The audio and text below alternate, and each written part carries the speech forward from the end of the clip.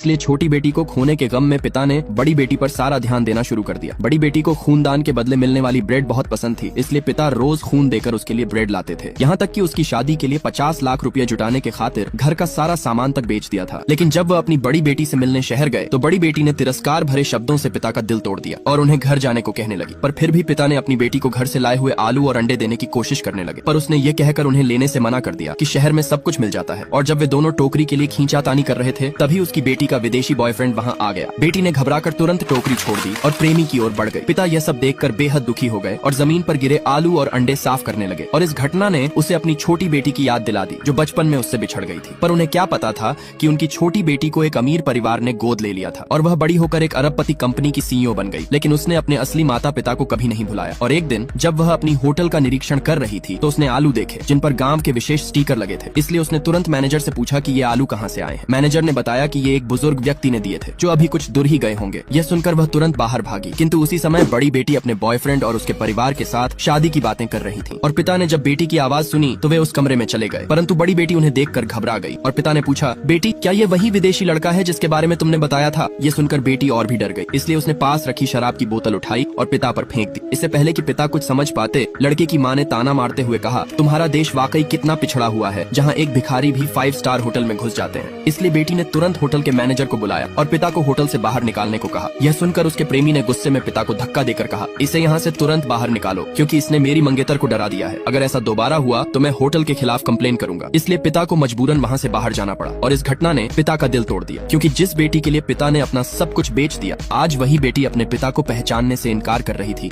वहीं दूसरी तरफ छोटी बेटी जो अपने पिता को ढूंढ ढूंढ कर परेशान हो चुकी थी, लेकिन बाहर निकलते वक्त अचानक उसका पैर मुड़ गया और वह गिरने वाली थी कि अचानक पिता ने उसे बचा लिया। परंतु जब महिला सीईओ ने अपने पिता की गर्दन में ताबीज देखा तो वह चौंक गई और उत्साह से पूछने लगी कि यह ताबीज आपके पास कहाँ से आया? पिता ने बताया कि यह ताबीज उनकी पत्नी ने एक मंदिर से लाया था और यही ताबीज उनकी दोनों बेटियों के पास भी था, लेकिन छोटी बेटी 20 साल पहले खो गई थी। ये सुनकर महिला सीईओ ने पिता से एक स्टिकर के बारे में भी पूछा। पिता ने स्टिकर की कहानी फिर से बताई, जिसे सुनकर महिला सीईओ भावुक हो गई और अपनी पहचान बताने ही वाली थी कि तभी उनका असिस्टेंट